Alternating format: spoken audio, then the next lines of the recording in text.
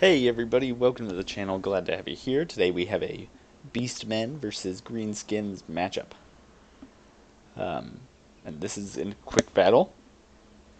And you can see a ton of Savage Orcs, Savage Orc Biggins. I think those are a great pick against the Beastmen. Deals with any large units, and they just got a huge buff with that 30% physical resistance.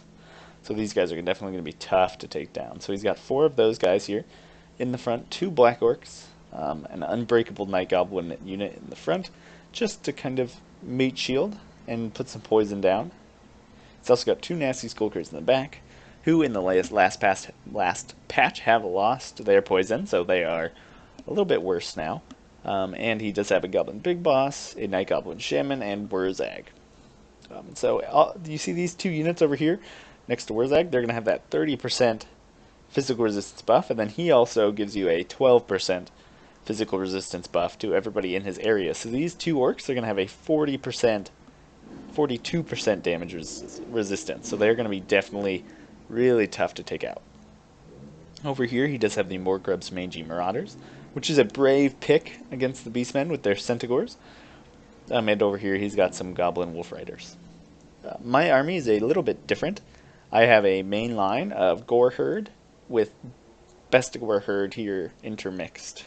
So some armor piercing damage here. Over here I do have a Bray Shaman with the Lore of Shadows, and he's got Occam's Razor, Mind Razor, and Pit of Shades, of course. And over here I do have Morgur the Shadow Gave. And so one of his abilities only charges in combat now, so he is slightly nerfed. But I think it works out. I think it's fair. And with their buff to Kazrak, it's definitely a throw up to who you bring.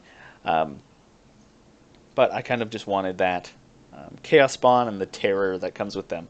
So that's why I brought Morgur. I do have 3 Centigors with great weapons, 2 Ungor Raiders to deal with any large targets, and then 2 Ungor Spearmen here in the back. This is going to start off quick with some skirmishing from the Morgrub's Mangy Marauders. And Wolves have about like 90 move speed, but Centigors have like 101. So not a good pick here versus the Greenskins, versus the Beastmen. Yeah, it's going to be very hard to make these guys work, just because of how quick the Centigors are, especially with their rowdy. So here you can see, I'm assuming they're on skirmish mode, and they try and skirmish away. But once those Centigors hit that charge animation, it's done for. So these guys are going to be caught and just murdered here without doing too much. My Centigors here are going to break off to the side. And wisely, he's going to move away from that fight, but I'm going to send these guys over here to deal with them. And I'm going to be flanking around with these guys. Here you can see my main line is going to engage. I'm trying to get these Bestigor here on these Black Orcs, and I get them in without a counter charge, which is very, very good. But these Gore Herd are going to very quickly lose to these Savage Orc Biggins, so I'm going to need to really support my main line here. You can see his Hero Squad here coming after Morgur, which is definitely not good. Cleaning up these Wolf Riders, coming around the back. Pit of Shades dropping here. It's going to throw these Goblins up in the air as well. Definitely just like such a cool spell. Doing a ton of damage here to 3 units stacked on each other. So it's definitely going to be doing some much needed support for the main line. And now I've got 3 Centigors here in the back, and I'm going to be charging these guys. But you can see it just doesn't, even with the Gore Herd here, it's not going to do much. These Centigors here coming in for this awesome rear charge on Savage Orcs and Black Orcs. Just sending these guys flying. And my main line here is suffering, so I'm definitely going to need this. I'm dropping Apocalyptic Vision, but you can see over here Morgur is just taking a ton of damage here against these 2 guys between Wah and Here We Go. And Scroll of Shielding, I definitely like that. And Sneaky Stabbing, that is like 300 melee attack or whatever for Wurzag, so definitely not ideal. My Ungor Raiders here are going to be moving around to the side, and my Spearmen here I'm going to be moving in, and I'm going to be trying to pull Morgur out. I keep giving him orders, but he doesn't quite make it. And here I'm going to be dropping Occam's Mind Razor or whatever. So I'm going to be doing a ton of damage against these guys, and it makes you do magical damage. So I'm going to be tearing through these biggins now that I do magical damage, because their physical resistance will be nullified. So that's kind of just an added benefit.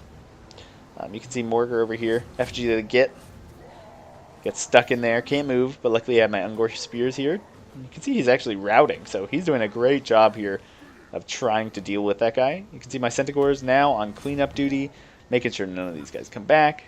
My Raiders here off to the side, so they'll be shooting in. But you can see I managed to get away with Morgar, or he kicks me out with a charge animation or something, and I do finally get my Chaos Spawn.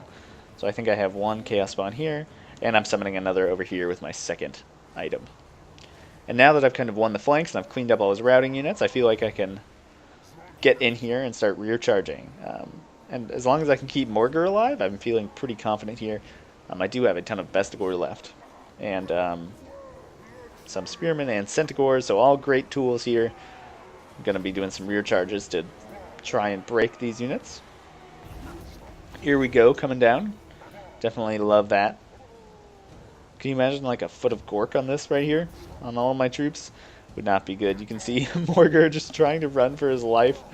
I never thought Morgar would run from anybody, but I'm going to bring these Centigors in to just try and like knock him down, keep him there, and yeah, once his morale goes down, the rest of the greenskins are going to follow, and then it's just these guys here. But he's going to quit out, which, you know, makes sense. He's got like one Night Goblin left. The battle was pretty much decided, but definitely a very close game, and I think if he hadn't have brought these Morgarb's Mangy Marauders and these Goblin Wolf Riders, that's like 900 gold there. I definitely think that could have shifted it in his favor. An extra Savage Orc Biggin might have made that a very, very, very tough fight for me, and just specifically my main line here. Yeah, so you can see Morgar here doing absolutely trash, just getting shut down by Wurzag and that Goblin Big Boss. Spray Salmon of Shadows doing good, you know, with its support, but not getting very many kills. And you can see here my main line just not doing very well. It was really these Centigors that did the cleanup duty. Getting rid of those routing units is very important with the greenskins. And then just having these Ungor Raiders really weren't utilized the best. When I realized I had such an incredible cavalry and ranged advantage, I should have moved those guys out to the flanks at the very beginning and got them shooting in. That would have made a huge difference, and there would have been really nothing he could have done about it. So I definitely think that I could have utilized those guys better. You can see I love this pick here of the Savage Orc Biggins. These Black Orcs doing very well as well. These Nasty Skulkers doing really well. I like bringing a couple of these, and I like having them in reserve because he could throw these Nasty Skulkers in against my, specifically where my armored units were, my Bestigor herd. So I like having those guys in reserve just to kind of like support the main line. But you can see these guys doing very well, especially with that Wurzag armor. I mean, that physical resistance that Wurzag gives everybody. His main line doing really well. It was just those Centigors charging in the back repeatedly, attacking the flanks and breaking the flanks that really secured that win for me there. So anyways, great game to my opponent, Dark Garino, and that's that.